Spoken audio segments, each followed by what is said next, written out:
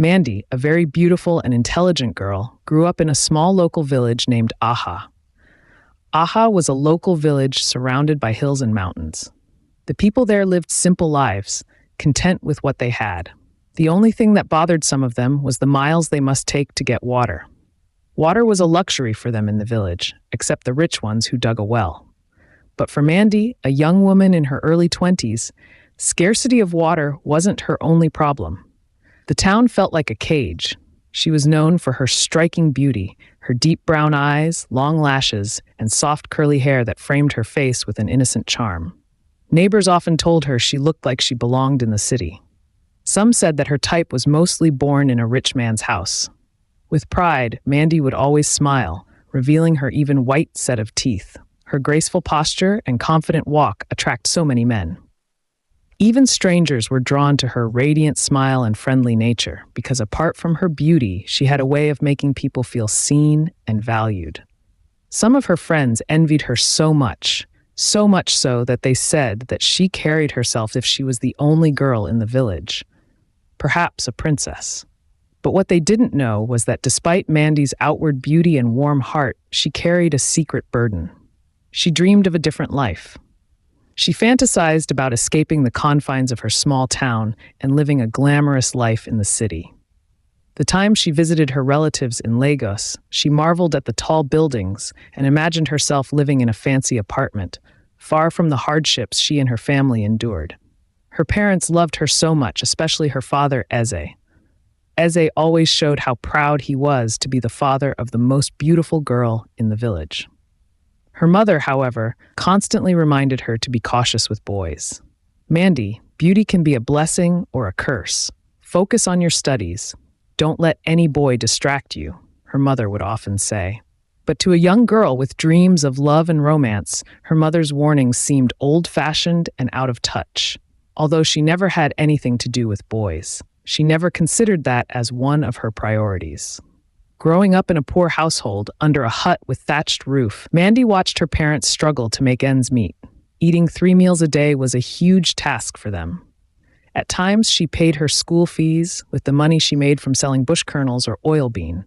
Her parents loved education so much, but there was no money for it. Her mother worked long hours weeding people's farms, and her father, once a hardworking farmer and a palm wine tapper, had fallen ill after he fell down from a palm tree and was unable to work for hours again. With all these, Mandy was determined at a young age to change her life and that of her family. She helped her mother with the chores on the farm, often staying up late to study, hoping to one day move to the city, find a good job, support her family, and also further her education. She had graduated secondary school with good grades, but university was a luxury her family could never afford. So she started searching for jobs in the village. Later, she found a job as a receptionist at a small hotel. Her mother hated the work so much and also advised her to quit, but Mandy refused. "You are too small to work in a hotel. Child of God shouldn't work in the hotel," her mother complained. Her father only gave her fatherly advice, shared some stories about bad boys whose jobs were to destroy a girl's future. Mandy promised them that she would never betray their trust. She made sure to save up little by little and dreamed of the day she would finally leave the village, the farm, and the stream. Few months after getting into the job, she met her boyfriend Ken. Mandy first met Ken at the stream. He was tall, handsome, with a playful smile and a confidence that was hard to resist.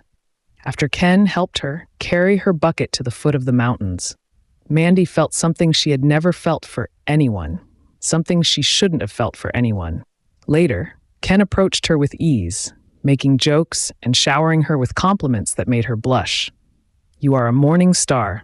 Your teeth are as bright as your face." Mandy laughed out hard. "Hold your bucket very well, most beautiful girl, or else you will trip and fall." Mandy rolled her eyes towards her friends, and they all smiled. The next day, Ken and some of her friends went to the hotel where Mandy works and ordered beers. Mandy was surprised when she saw him. She felt like talking to him, but it was against her work policy to engage with a customer while on duty. After the drink, Ken moved to the reception and handed some cash to Mandy. Over the next few days, Ken found excuses to come to the reception desk, asking about local attractions, nearby restaurants, and eventually her well-being. Mandy wanted him to spill it out, to say it all. Each time he came to the hotel, there was awkward happiness that submerged her, a feeling of lust. He was what many men couldn't be. He gave her money in each of his visits. What was wrong with her? No, this is not right. She tried following her reasoning, the very one warning her. But that was how it was when a person developed an attraction towards someone. Secret attraction.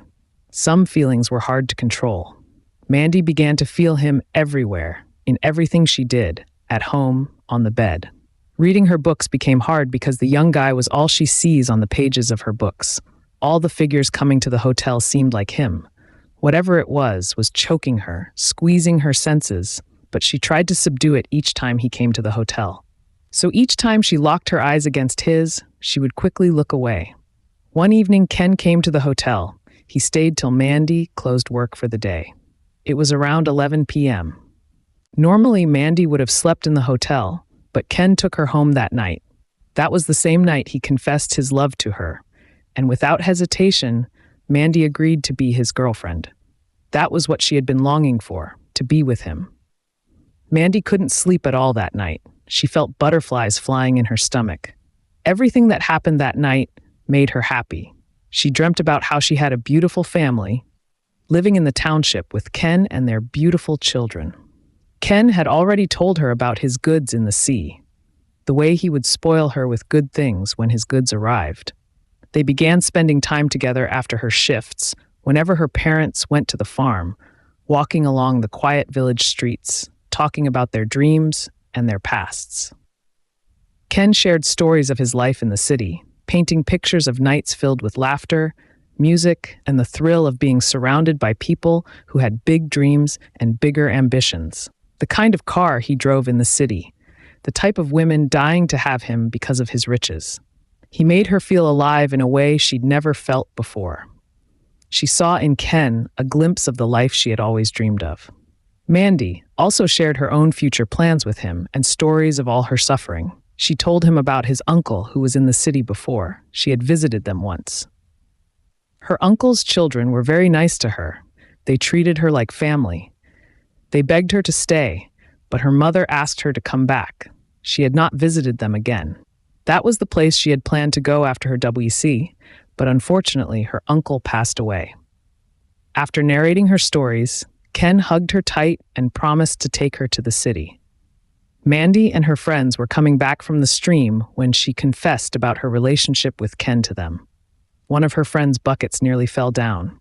"You are not serious. Don't tell me it is because of that day he helped you to carry your water out?"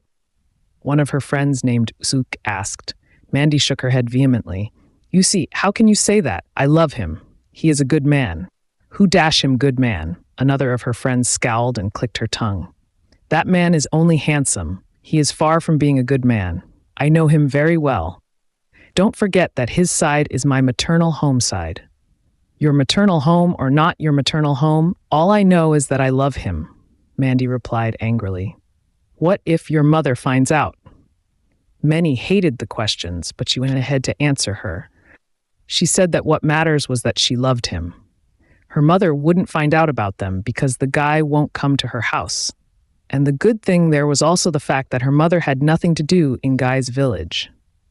The only thing both villagers shared together was the stream. Then, out of curiosity, one of her friends asked her how she would be seeing him, and Mandy replied that the guy lived close to her place of work. So Mandy asked her friends to be happy for her, but they were not happy with her decision. They warned her that Ken wasn't what she thought he was.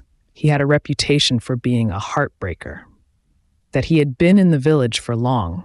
No one knew why he had come back to the village, but he wasn't a good man for a beautiful girl like Mandy. Mandy rebuked them from saying bad things against her man. She told her friends that they were all jealous that Ken chose her over any of them. Her outburst made her friends sad that they left her in anger, but before they went away, one of them spun around and said, "I know it is hard to advise a woman who is in love. Take your time and study him. Don't come to us when he breaks your heart. Jealousy will impregnate you all." Mandy hissed and rolled her eyes. Ken was inside his room when Mandy knocked at the door. He swiftly packed some of the clothes on his bed and placed it on the only plastic chair in his room. Then he asked her to come in. She came in, sat down at the edge of the bed with her two palms in between her legs. "Come inside the bed, it doesn't bite," Ken said, laughing out loud. Mandy adjusted a bit. "Come this side, my body doesn't bite anyone. See the way you are avoiding me like a leper." He dragged her closer to himself and held her tight. Mandy wrangles out of his hold fearfully. "Is it true that you break people's hearts?" she asked, her lips trembling. Ken's eyebrows widened and apart. "Who told you that, Mandy?" Ken demanded. "Tell me, who said that to you?" "My friends. They said that I should stay away from you," Mandy replied. "Do you believe I can do that?" Ken asked, and Mandy shook her head sideways. "Don't mind them. Do you know that one of your friends has been coming here, begging me to be her boyfriend, but I refused. I told her that you are the one I love," Ken said. "Are you sure? Which of my friends?" "I am sure, that one that has maternal home over there," Ken pointed out. "I know she was jealous, chameleon." Mandy smiled. "Come here. It is me and you forever. Mandy and Ken. Our name will be Macon 2020. Ken served her 2 bottles of malt. When he tried touching her, Mandy said that she didn't want it. She tried telling Ken that they should wait after marriage, for that would be the best time. Ken laughed and said that he was ready to do anything for her sake, anything to make her happy. He came to her because he loved her and not because of anything else. Mandy smiled and thanked her God inwardly for gifting her with a man like Ken. For her, Ken was the only perfect man in existence. And even if Ken was used to breaking girls' hearts, Mandy believed in second chances. She believed that Ken did what he did to others because he never loved them. So intoxicated was she in love that she saw all his words perfect, special, or at least she thought she did, something others couldn't see. Her next 3 visits to Ken's house were based on only discussion. After that, Ken would tinkle her small. Mandy loved that part so much. The sound of her laughter told Ken that she loved the fun play. One evening, while they were rolling and laughing on the bed, Mandy felt something strong making its way into her skirt. She sprang up immediately, fixed her gaze at Ken. Without any word, Ken left the bed and pressed his back against his door. Mandy was confused. She thought they had agreed to wait till after marriage. Ken was the baddest guy. Before he opened his mouth, tears streamed down his face. This made Mandy more emotional. He explained everything to her, the pain he had been passing through because he didn't want to cheat on her. He told her that a man needs to remove his sperm or else pimples would fill his face. To make his claims right, he showed her pimples growing on his face, tiny, tiny bits of it. What's the essence of waiting for marriage when he was the one that would marry her? Mandy stared at him, listening intently. Immediately, he wiped his tears and moved back to the bed. Then he asked Mandy if she would allow him to have another girlfriend, someone who would always satisfy his needs as a man. He knew that no woman would agree to such things. Mandy contemplated the whole thing for a few minutes. What if the woman took him away from her? What if Ken stopped seeing her? Was that not dipping her fingers in the fire by herself? Chike placed his left hand on her shoulder and said, "If you don't want to do it, don't do it. I will still love you. The second person won't take your place in my heart. You own my heart, and no one can replace you. You are the most beautiful thing that have happened to me on earth." His words gave Mandy hope, and she made up her mind immediately. Ken loved her, and that was all that matters. Their relationship quickly grew serious. Ken knew her antidote very well. He was her first boyfriend. He made her feel loved and adored in a way she had never experienced before. He would bring her small gifts and always tell her she was the most beautiful girl in the world. Ken told her she was different, that she was the kind of woman he could see a future with. He made her feel special, like she was the center of his world. And for Mandy, it was more than love. It was a lifeline. She clung to his words, his promises, and the hope that he would take her away from the quiet, predictable life she had always known. She felt like she was finally living the life she had always dreamed of, being with someone who loved her and made her feel special. With all these, Mandy never refused each time he asked her for money or other things. After all, he had promised to pay double when his 10 containers arrived in the city. I came back to the village to rest for a while. I will go back when my goods arrive, and I must marry you before going, Ken would always say before asking for money or something else.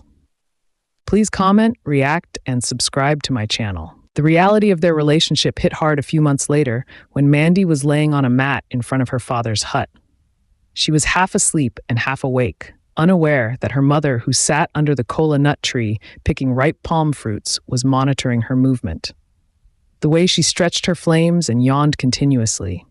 Her mother's voice woke her up. "Mandy, are you okay?" her mother asked, concerned. "Yes, Mama, I am fine," Mandy answered with a sleeping tone. Then she covered her mouth and yawned. Her mother looked at her closely, looked into her eyes. "Mandy, are you pregnant?" her mother asked curiously. Mandy had not expected such an unimaginable question. She jerked and sat up on the mat with her 2 palms clutching on her stomach. "Mama, how can you say that? I am not pregnant. God forbid. I am not pregnant." "Why are you asking God to forbid it? Are you not a woman?" "See her mouth," her mother said mockingly. "But Mama, I am not pregnant. How could you even think about such thing?" Mandy replied, making a mad dance. Mandy insisted that nothing was wrong with her. When her mother asked her if she had a boyfriend, she lied that she never had. Out of curiosity, she asked her if she had seen her monthly cycle. Again, she said that she had seen it even though she knew she had not. Her mother stood there for a while, not knowing what to say again, but from her experience as a mother. Mandy looked pregnant. Her face wasn't bright the way it used to be. Her eyeballs looked reddish and gloomy. "Are you sure you are okay? Turn around, let me see." Mandy spun around happily, showing her mother that nothing was wrong with her.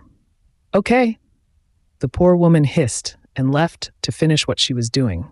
It was after her mother had left that Mandy remembered that she had neither seen her January monthly cycle nor February own. Her head started to spin around. The fear of disappointing her mother consumed her. Was she pregnant? No, she couldn't be pregnant. It wasn't possible. Ken had always used protection. Then it flashed through her memory that he had stopped using it. He said that he doesn't like using protection on his wife, that some of the protections had their own side effects. He was a grandmaster in the withdrawal method. It had never failed them, and it never occurred to Mandy that it could fail them one day. Mandy rolled the mat away and sat down on the red mold bench. Having locked her fingers at the back, she placed her head inside, lost in self-absorption. She remembered the day she met Ken for the first time, the day she made love with him for the first time. He had always promised her marriage. Perhaps the best time for marriage had come. Her first impulse was to talk to someone, maybe a friend. But then she remembered that she had no such close friend, the type she could share her secret with. She had only acquaintances, co-workers. She consoled herself, dusted her bottom, and joined her mother, who was now in the kitchen. The next day at early dawn, Mandy found herself sitting in Ken's bathroom, staring at a pregnancy test. Her hands trembled, her heart racing as the 2 pink lines confirmed her mother's inquisitiveness. She was pregnant. How could that happen? She imagined telling Ken, the look on his face as he realized that he was going to be a father. Smile crept across her face. She thought about the life they could build together, far from the small town that had kept her caged for so long. She was sad and happy simultaneously. Happy because she was going to be Ken's wife, and sad because she had disappointed her parents. But it wasn't a disappointment. She had not disappointed them. People wouldn't find out about the pregnancy. She must make sure she gets married before her stomach shows it. The best was that she knew Ken would be happy to hear about the news. But Ken's reaction was not what she had hoped for. When Ken arrived, she told him the news smiling. He looked stunned, almost as if he hadn't considered that this could happen. His face fell, and he ran a hand through his hair, down to his beard. He started pacing back and forth. Then he sat down on the bed and buried his face on his palms. Mandy was confused. She thought that Ken would be happy for them. She stared at him puzzled. Ken let out a heavy sigh, inhaled and exhaled heavily. Then his 2 hands went across his breast. He motioned for Mandy to sit beside him on the bed. without preambles. He told her that they weren't ready for this, that they had their whole lives ahead of them. He talked about his dreams, the places he wanted to go, the things he wanted to do, her school, how he would sponsor her university education, took her outside the country for honeymoon. He said that having a baby now would ruin everything. Mandy felt her heart break, the disappointment written all over her face, but Ken was persuasive. He held her hands, looked deep into her eyes, and told her that this was a choice for their future. He promised that he loved her, that they would be together forever, and that one day they would have children when the time was right. He convinced her that this was an act of love, that it was a sacrifice for their shared dream. Though she hesitated, Mandy loved Ken and believed he had their best interests at heart. After a lot of persuasion, she reluctantly agreed to get it done. She went through with the abortion, and Ken was by her side, comforting her, telling her that everything would be okay. She believed him, clinging to his words as if they were a lifeline. She told herself that this was just a phase which must pass by, a small price to pay for a future filled with love and happiness. The experience was more traumatic than she expected, leaving her with a deep sense of shame and loss. But Ken assured her that it was just a bump in the road, promising her a brighter future together. But deep down, she felt a hollow ache, a sense of loss that she couldn't shake. As the months went by, Mandy found herself in the same position again. This time, the shock was less, but the sadness was greater. Ken reacted the same way, insisting that they weren't ready, that this wasn't the life they had planned. This made Mandy question his love for her. Once more, he persuaded her to have an abortion, reminding her that it was for their future, that they would have children one day when they were both ready. Mandy wanted to say no, but Ken's sweet words overpowered her, so she obliged. Mandy's heart grew heavier with each passing day, but she trusted Ken. She told herself that this was what love looked like, sacrificing for the person you wanted to spend your life with. She couldn't bear the thought of losing him, so she continued to make sacrifices, hoping that one day it would all be worth it.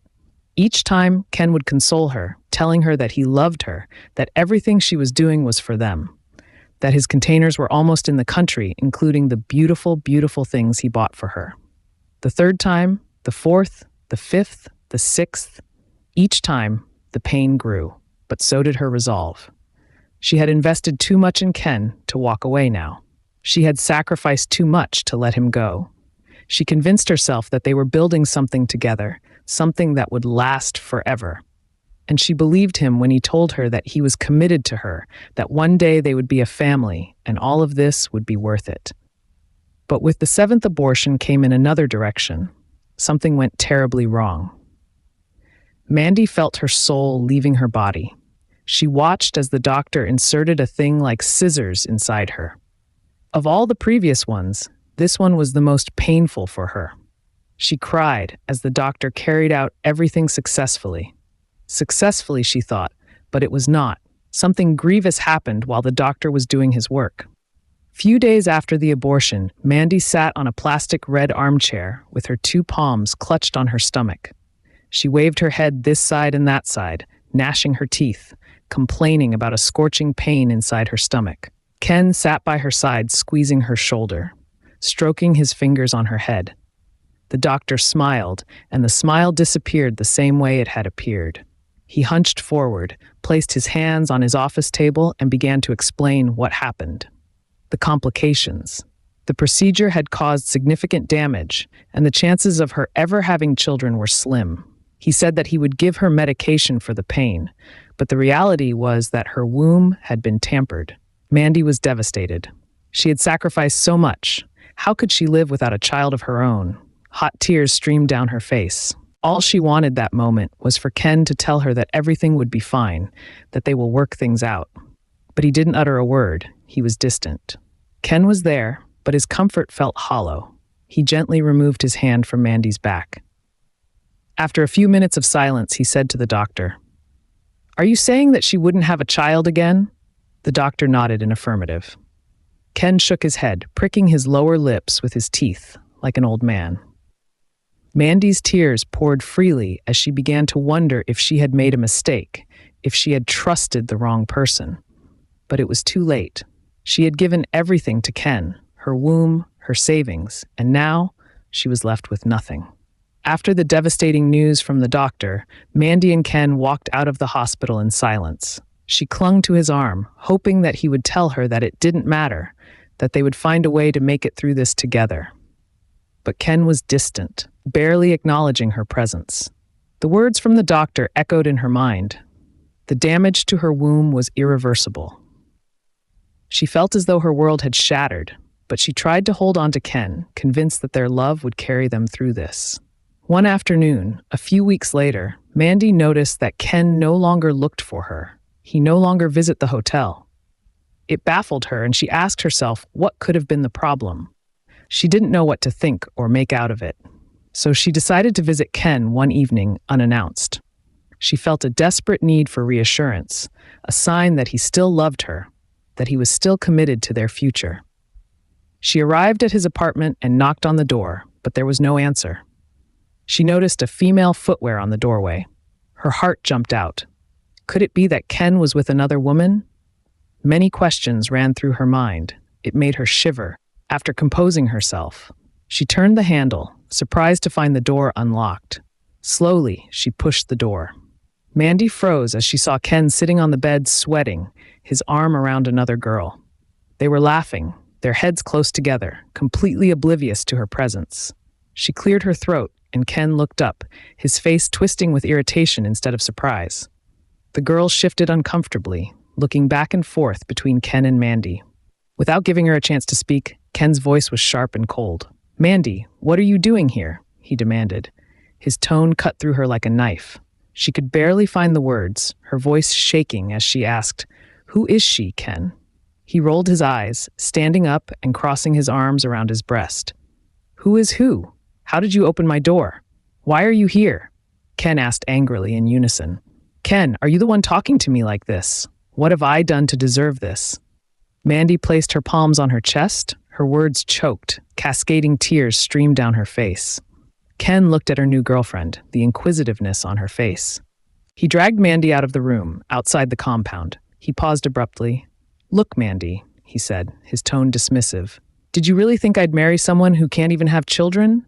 I need a real future, not this." She felt the world spin around her, his words crashing into her like a tidal wave. Everything she had done, everything she had sacrificed, it had all been for him, for their future. And now, he was throwing it all away as if it meant nothing. Her heart broke as she tried to hold back tears, choking on the words she wanted to say. She took a step back, stunned, and Ken just stared at her, his expression cold and indifferent. "I did it for you, for us, for our love," Mandy managed to say. "You did nothing for me. There is and was never us. So get it into your empty skull. I brought you out here so that no one would find out about your situation. If I see you again in my house, I will make sure everyone in the village hears about it. Go home and forget about me. What is the use of a woman without a womb?" He spat on the earth and stormed away. "Ken, so my friends were right," Mandy said. Ken wagged his middle finger at her and slammed his door. Mandy turned and walked out, her body numb, her heart shattered. She wanted to yell his name. She imagined herself running after him, to plead with him, but his threat was something she wouldn't want him to carry out. It would be better if it remained a secret. The man she had trusted, the man she had sacrificed everything for, had cast her aside without a second thought. She stumbled back to her house. Thank God no one was around when she got back. She collapsed on the bamboo bed as the weight of everything she had done for him pressed down on her. She had given him her heart, her body, and her dreams. And now she was left with nothing. For weeks, Mandy isolated herself, barely eating or sleeping. As always, her mother found it awkward. She asked her if she was okay, and she said yes. At this point, her mother insisted that they must go to the community clinic. The nurse, a short, beautiful lady in white gown with blue and red pen in her breast pocket, confirmed that nothing was wrong with her. Mandy rolled her eyes at her mother with a mockingly expression. "Didn't I tell you that I am fine?" Even after the nurse confirmed it, her parents knew that something was wrong with her. The way she yelled and screamed at her siblings showed it all. Mandy went into depression, felt empty, a shell of the woman she once was. The dreams she had clung to, the love she had believed in, all seemed like distant illusions now. She couldn't bring herself to tell anyone the truth about why Ken had left. She was too ashamed, too broken.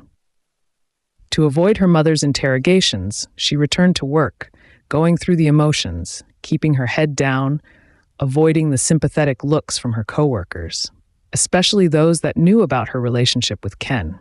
She put on a brave face, but inside, she was falling apart. Every time she saw a young couple at the hotel, she felt a pang of grief, a reminder of what she had lost. She replayed every memory of Ken in her mind, wondering if there had ever been a moment when he truly loved her, or if it had all been a lie. Whenever her friend's warning crossed her mind, tears would stream down freely. If only she listened to them. Now she had sacrificed everything for him. Months after the breakup, Mandy heard that Ken had no container. It was his tricks to lure women into his bead. He had come back to the village because he was doing nothing in the city. Mandy mourned the time she wasted with him, believing his lies and deceit.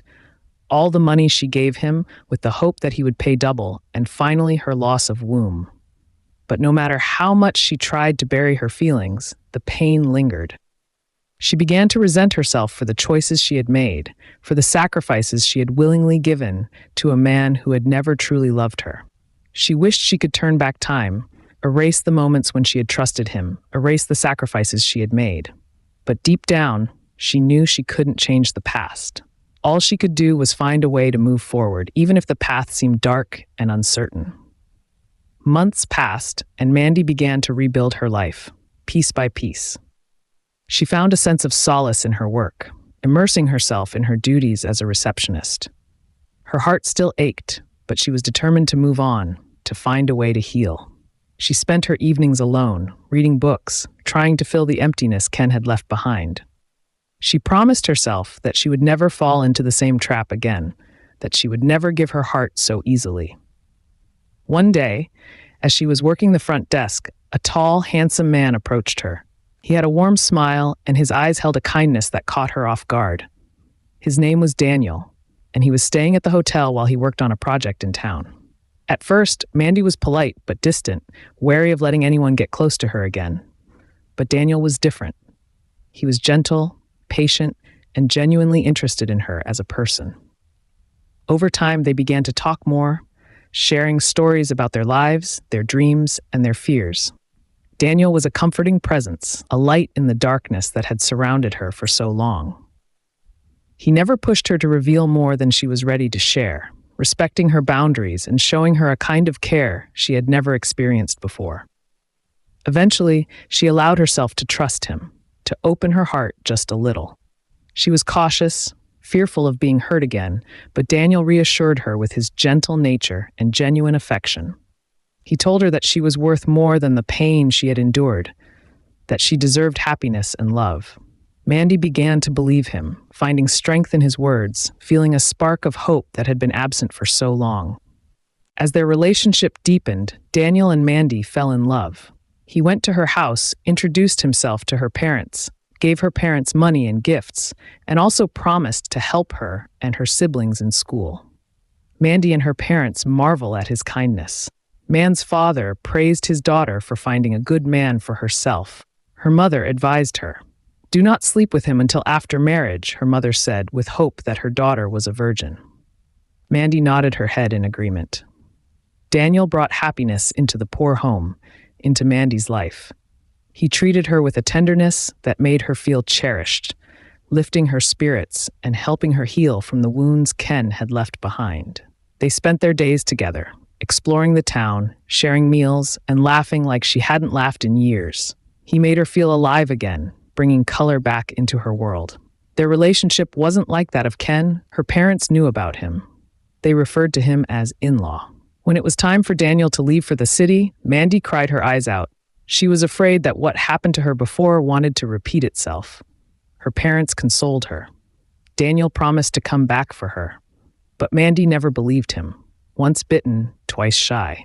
In all these, she kept her hope alive. After several months, Daniel came back to the village and proposed to her, promising to stand by her side, to love and cherish her for the rest of their lives. Mandy accepted, her heart filled with joy and gratitude. They married in a small, intimate ceremony, surrounded by friends and family who were delighted to see Mandy so happy. She felt like she had been given a second chance, a new beginning, with a man who loved her for who she truly was. Daniel supported her in everything. He opened a very big supermarket in the city for her, where she employed several workers and found a new sense of purpose. She poured her heart into her business, building something of her own, something she could be proud of. For the first time, she felt a sense of stability, a feeling that her life was finally on the right path. After their marriage, Mandy and Daniel settled into a peaceful, happy life together.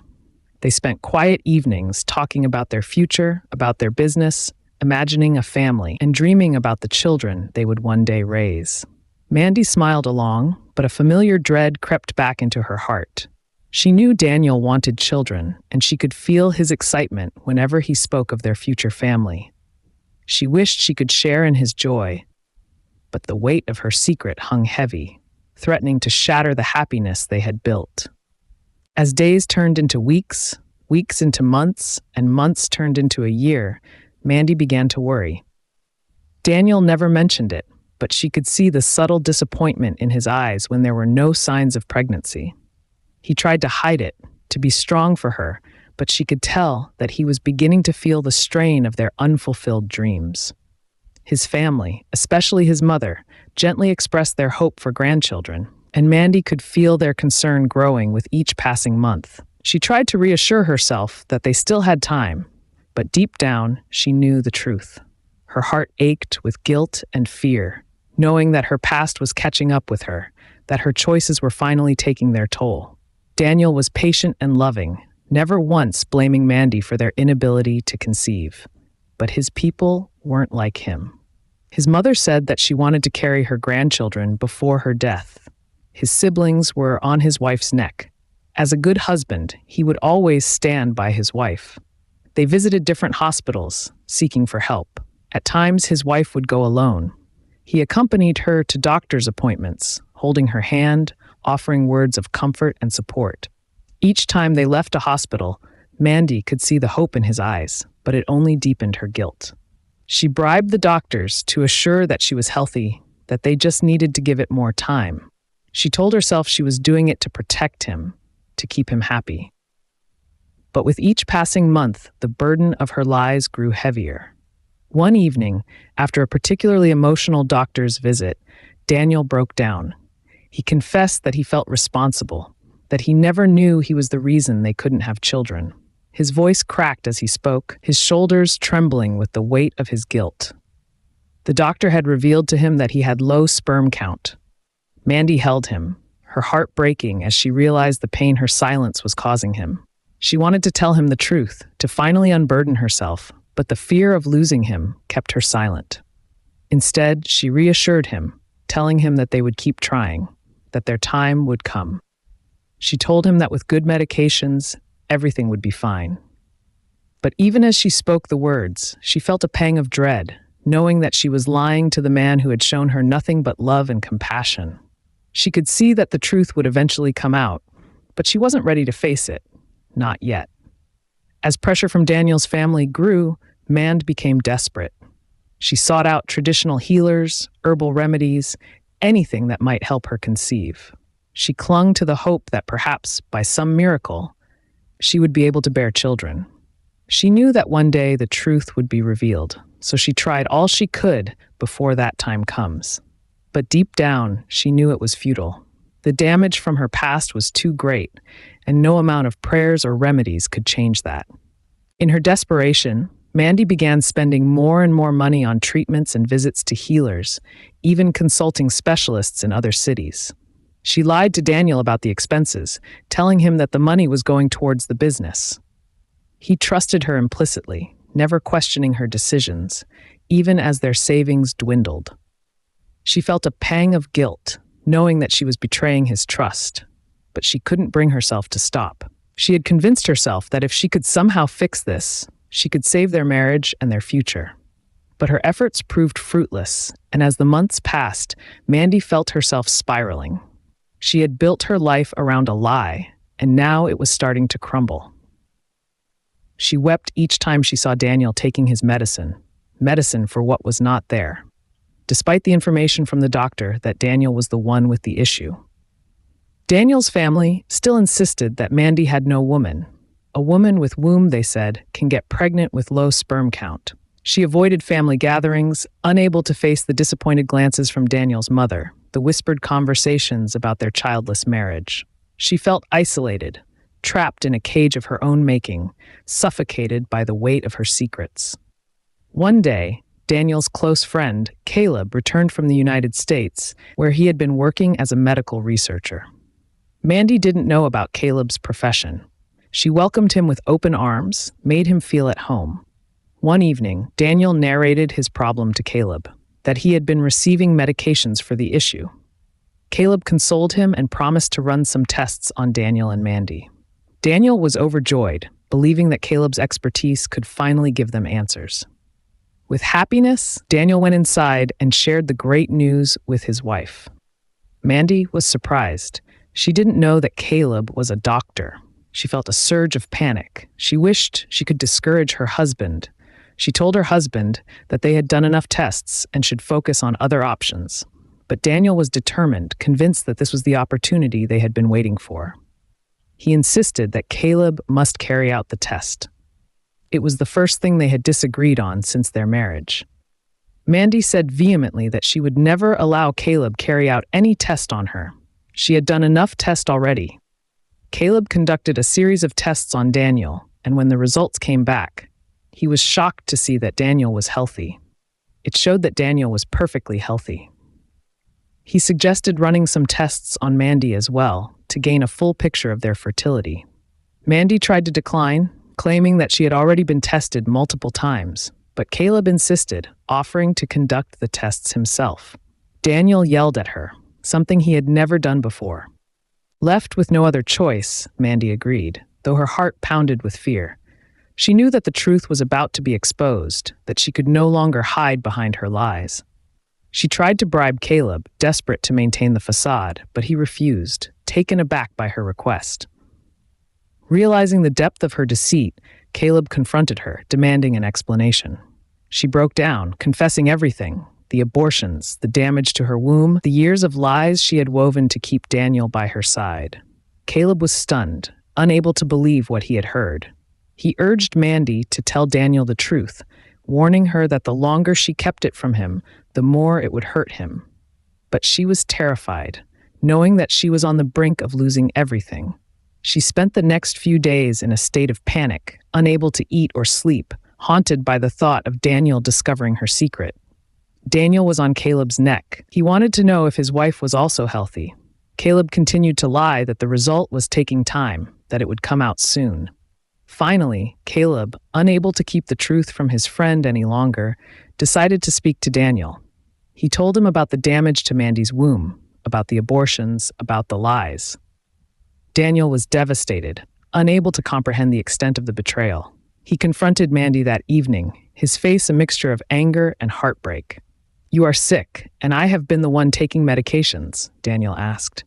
Mandy tried to explain, tried to tell him that she had lied out of fear, out of love, but he was too hurt to listen. He accused her of betraying his trust, of stealing his dreams, of building their life on a foundation of lies. She watched helplessly as the man she loved walked away, taking with him the future she had once dreamed of.